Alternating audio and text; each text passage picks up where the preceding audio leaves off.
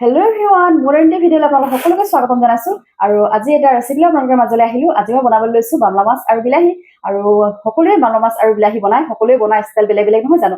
আৰু মই যেনেদৰে বনাম আপোনালোকক দেখুৱাব বিচাৰিছোঁ আৰু তেনেদৰে বনালে বহুতেই সোৱাদ হয়, খাবলৈ মাছ বহুত টেষ্ট। তেন্তে বলকচোন মোৰ ভিডিঅ'টোৰ মাজলৈ আৰু মই কেনেধৰণে বনাওঁ এবাৰ চাওকচোন। আৰু এইফালে লৈ লৈছোঁ মই সৰু সৰুকৈ কুটি লৈছোঁ বিলাহীখিনি আৰু পিঁয়াজ এটা কাটি লৈছোঁ, ইফালে নহৰু জলকীয়া এইখিনিও মই খুন্দি লৈছোঁ খুন্দনাত।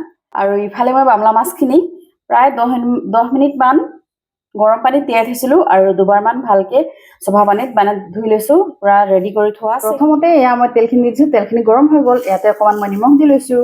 নিমখখিনি দিয়াৰ পিছত প্ৰথমতে মই মাছখিনি ফ্ৰাই কৰি ল'ম।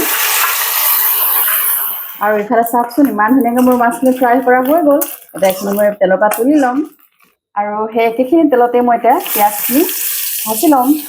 আৰু পিঁয়াজখিনি ৰঙচুৱা হোৱাৰ লগে লগেই মই খুন্দি থোৱা নহৰু আৰু জলকীয়াখিনিও দি দিম। আৰু নহৰু জলকীয়াখিনি ভজাৰ পিছত এতিয়া মই হালধি 1 চামুচ, ধনিয়া পাউডাৰ 1 চামুচ, ৰেড চিলি 1 চামুচ, জিৰা পাউডাৰ 1 চামুচ এইখিনিও দিওঁ মই এতিয়া ভাজি ল'ম। আৰু এইখিনি ভজা হৈ গ'ল, ইয়াতে মই কাটি থোৱা বিলাহীখিনি ঢালি দিম আৰু বিলাহীখিনি দিও মই এটা ভাজি লৈছোঁ। আৰু এইখিনি মোৰ ভজা হৈ গ'ল, এতিয়া মই ইয়াতে ঢাকনি মাৰি দিম। ঢাকনি মাৰি গেছৰ ফ্লেমটো অলপ ল' কৰি দিছোঁ যাতে বিলাহীখিনি সোনকালে সিজি যায়, নহ'লে জ্বলি যাব।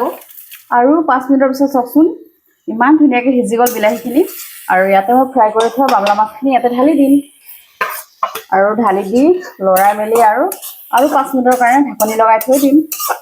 ফ্ৰাই কৰোঁতে মাছখিনি ফ্ৰাই কৰোঁতে অলপ নিমখ দিছিলোঁ, কিন্তু অলপ কম হৈছে, সেইটো কাৰণে আৰু অকণমান দি দিছোঁ। আৰু 5 মিনিটৰ পিছত চাওকচোন ইমান ধুনীয়া হৈ গ'ল ভাজিটি। বামলা মাছ আৰু বিলাহী ভাজি মোৰ ৰেডি হৈ গ'ল। ৱাও, ইমান ধুনীয়া টেষ্ট, গম পাইছেনে?